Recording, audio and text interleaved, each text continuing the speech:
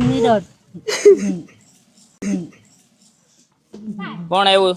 મારી છોકરી હે જોયા દીકરીને જ માવતર પ્રત્યે લાગણી છે. એવા બહુ ઓછા બનાવ બને છે કે કોઈ દીકરો લઈ જાય છે. ખરેખર દીકરીને જ એવી લાગણી થાય છે કે દીકરી એની ફરજ સમજે છે કે આ મારું માવતર છે.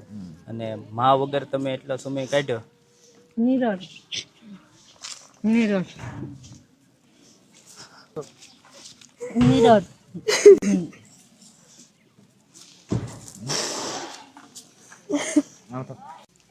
ચૂપ છો. બેન પ્લીઝ હવે રડશો નહીં. તમને તમારા મમ્મી મળી ગયા છે. અને શું નામ છે બેન તમારું? જયાબેન. જયાબેન.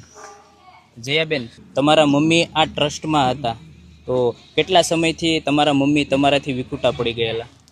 4-5 જ મહિનાથી. એ પહેલા તો હું ગઈ હતી મમ્મીને ભેગી થવા. હા હા. તે પછી ને અમે બધી 3 બહેનો આવતી રહી. પછી મમ્મી નીકળી ગયા ઘરેથી. તમે 3 બહેનો છો? 3 એક જ છે ભાઈ. ભાઈ એક છે. ભાઈની સ્થિતિ કેવી છે? ભાઈ એવા જ છે, થોડું મગજ એવું થઈ જ જાય છે ભાઈની મમ્મીની જેવું જ થાય. અને તમારા પપ્પા પપ્પા તો ગુજરી ગયા છે. કેટલા વર્ષ છે? હું 6 વર્ષની હતી ને પપ્પા ગુજરી. તે પછીનું મમ્મીને આવું થવા માંડ્યું. પપ્પા જતા રહ્યા પછીનું એવું થાય છે. પપ્પાનું મૃત્યુ થયું ને મમ્મીને આઘાત લાગ્યો. હા. એટલે મમ્મીને આ મગજની તકલીફ છે. અને બેન તમને કેવી રીતે ખબર પડી કે તમારા મમ્મી આ ટ્રસ્ટમાં છે? આ વિડીયોમાં જોઈને સંપર્ક કર્યો હતો મેં. વિડીયોના માધ્યમથી તમે સંપર્ક કર્યો. હા.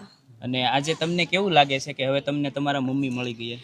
મને બહુ આનંદ થાય છે મમ્મી મળી ગયા. તો શું કહેશો બેન, આ મમ્મી મળી ગયા હવે? પણ બહુ ખુશ છું મારી મમ્મી મર્યા પછી તો હું. ખુશ છો ને? હા. અને હવે પ્લીઝ મમ્મીને તમે સાથે રાખશો જેથી કરીને આવું બીજી વાર આવી ઘટના ન સર્જાય.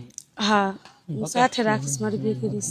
મિત્રો, સોશિયલ મીડિયાની શું તાકાત હોય તમને અંદાજો આવી ગયો હશે કે બેને એમના મમ્મીને આ માનવ પરિવાર ટ્રસ્ટના વિડીયોમાં જોયા અને વિડીયોના માધ્યમથી બેને તરત જ ટ્રસ્ટનો સંપર્ક કર્યો. અને બેન, અમને પણ ખૂબ આનંદ થયો કે તમે દીકરી થઈ અને એક દીકરાથી વિશેષ કામ કર્યું છે કે માવતરને લેવા તમે આવ્યા છો. તો બેન, આપનો ખૂબ ખૂબ આભાર.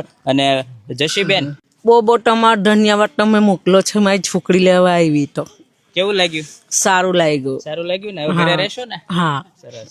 મિત્રો, આ ટ્રસ્ટના તમામ વિડીયો તમે પણ તમારા સોશિયલ મીડિયાના પ્લેટફોર્મ પર શેર કરો જેથી કોઈનો વિખૂટો પડેલો વ્યક્તિ એના પરિવાર સાથે એક મિલન થઈ શકે છે.